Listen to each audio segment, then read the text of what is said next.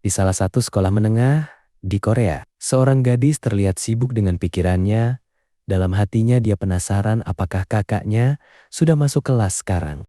Tiba-tiba dari pintu masuk teman kelasnya berteriak kencang. Dia bilang kalau dia baru saja melihat orang ganteng di kantor. Dia bahkan berkata kalau malam ini dia tak akan bisa tidur.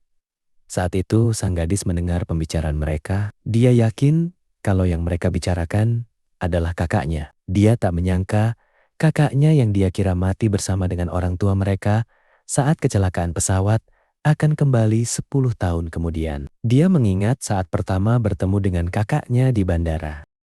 Kakek mereka merasa gemetar karena bahagia melihat cucunya masih hidup. Awalnya dia ragu, tapi saat melihat senyuman kakaknya dia tenang. Lalu kakaknya bertanya, apakah dia Dahyun? Lamunannya buyar saat dia dipanggil oleh dua cewek berandal di kelasnya. Dia bahkan dikati-katai idiot oleh salah satu dari mereka. Berandal itu bertanya, apa Dahyun membawa baju olahraganya? Dan dia meminta baju olahraga milik Dahyun. Dahyun menjawab bahwa dia membawanya, tapi kalau Dahyun meminjamkan bajunya kepadanya, Dahyun harus pakai apa? Gadis bangsat itu menampar Dahyun sambil berkata, kalau Dahyun tidak seharusnya berbicara dengannya, dan juga itu urusan Dahyun. Kenapa juga dia mau memikirkannya? Dia melanjutkan. Hanya karena dia membiarkan Dahyun pergi sebentar, sekarang dia jadi lupa dengan posisinya.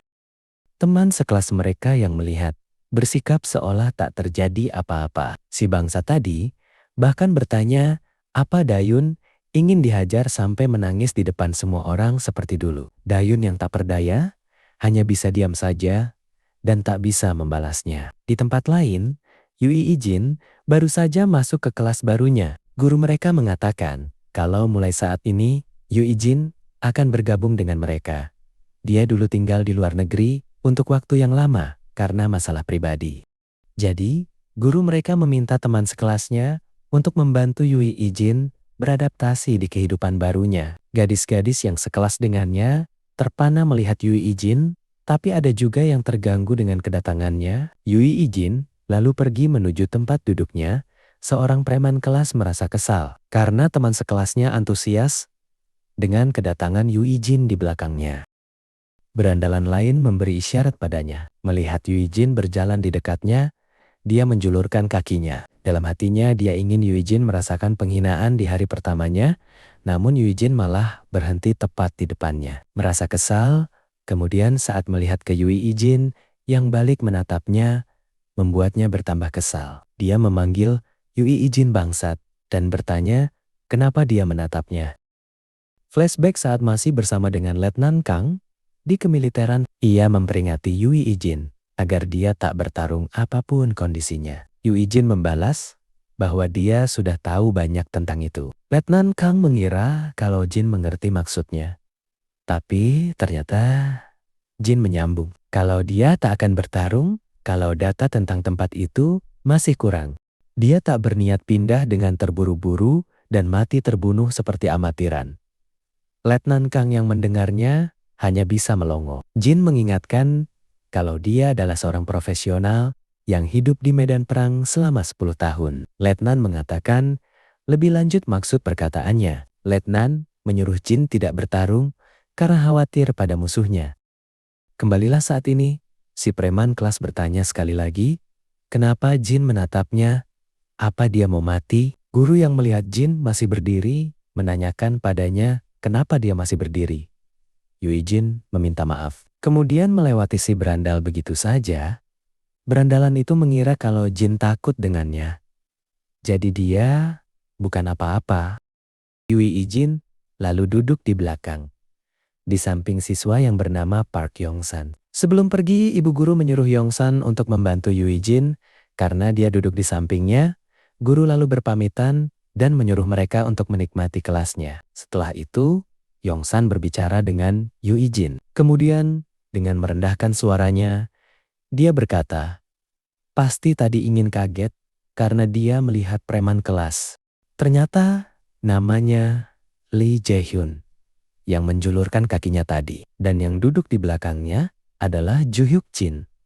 Yui Jin harus mewaspadai mereka berdua. Jin berterima kasih padanya, dan Yang Shan berpikir sepertinya Jin orang yang baik. Yang Shan melanjutkan, jika Jin ingin bertanya-tanya saja padanya. Lalu seorang guru masuk dan menyuruh mereka membuka buku halaman 47. Jin lalu memperhatikan sekitarnya, melihat teman sekelasnya ada yang tidur. Juga ada yang sibuk dengan HP masing-masing, dan saat melihat keluar, dia melihat ada siswa yang sedang berolahraga. Jin kemudian mengingat saat dulu masih di medan perang, lalu dia berkata dalam hatinya, kalau negeri ini terasa damai. Saat pulang gadis-gadis melihat Yui Jin yang berdiri di pintu gerbang dan kagum dengannya. Dayun yang melihatnya memanggil kakaknya dan bertanya, apakah kakaknya menunggunya? Jin mengiyakannya dan berkata, kalau dia ingin pulang bersama, dan bertanya, apa Dayun punya rencana lain dengan gugup? Dayun membalas kakaknya, tapi akhirnya mereka pulang bersama dalam perjalanan pulang. Mereka berdua terdiam cukup lama, sampai akhirnya Jin berkata sepertinya suasana mereka saat ini canggung. Dayun salah tingkah tapi Jin menenangkannya.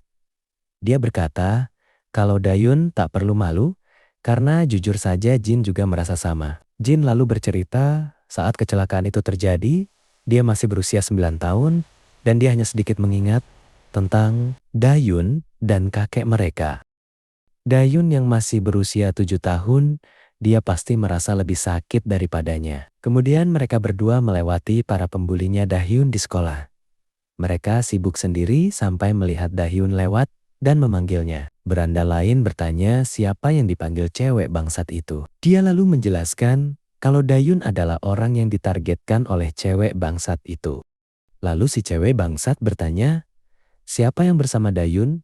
Apakah dia pacarnya? Dayun menjelaskan, dia bukan pacar, tapi kakaknya. Jin bertanya, apa mereka teman Dayun? Dayun mengiyakannya dan berkata, mereka teman sekelasnya. Si bangsat itu mendengar Dayun memanggilnya teman. Dia lalu mengintimidasi Dayun, membuat Dayun merasa tidak nyaman dengan kakaknya. Salah satu dari mereka kemudian memaki Dayun dan mengancamnya. Jika dia ingin mati, lihat saja. Terus yang lainnya bertanya pada si cewek, bangsat, apa sudah gila? Dia terus saja melihat ke arah mereka. Jin yang memperhatikan mereka penasaran. Apa mereka ingin bertarung? Kemudian si gendut bangun dan pergi ke arah Jin. Si Kribo lalu memaki Jin sambil mengancamnya. Dia berkata, apa Jin ingin mencoba bersikap keren di depan adiknya? Jin memperhatikan si Kribo. Berpikir, untuk seseorang yang mau bertarung, si Kribo terlalu tak berdaya. Dia mendekati Jin seolah-olah bukan apa-apa dan memperlihatkan semua titik lemah di tubuhnya. Si Ikribo juga tak membawa senjata. Kenapa dia sangat percaya diri sambil menunjukkan betapa tidak berdayanya dia. Jin mengingat saran letnan untuk tidak bertarung dan berpikir akan mengabaikannya saja. Si Ikribo yang kesal menarik kerah Jin dan mengangkat tangannya, namun belum sempat berbuat apa-apa. Dayun meminta maaf pada si Ikribo. Dia menjelaskan kalau kakaknya tinggal di luar negeri untuk waktu yang lama. Jadi kakaknya belum terbiasa dengan budaya di sini. Cewek bangsat yang melihat Dayun tersenyum remeh. Sedangkan si Kribo dengan marah berkata, apa hubungannya bajingan di depannya tinggal di luar negeri dengan dirinya. Jin yang melihat Dayun ketakutan menjadi marah dan dengan cepat menepis tangan Skribo membuatnya kesakitan. Jin lalu melepas jasnya dan menutup kepala Dayun dan menyuruh Dayun untuk menunggu di sana. Si Kribo kemudian meninju Jin. Tapi dengan mudah, Jin menyerang si Kribo dan menumbangkannya. Si cewek bangsat merasa takut saat melihatnya. Sedangkan berandal yang lain bangun dari kursinya. Jin kemudian berkata bahwa dia tak bisa menepati janjinya dengan letnan. Berandal yang satunya kemudian berkeringat dingin saat melihat hidung temannya mengeluarkan darah.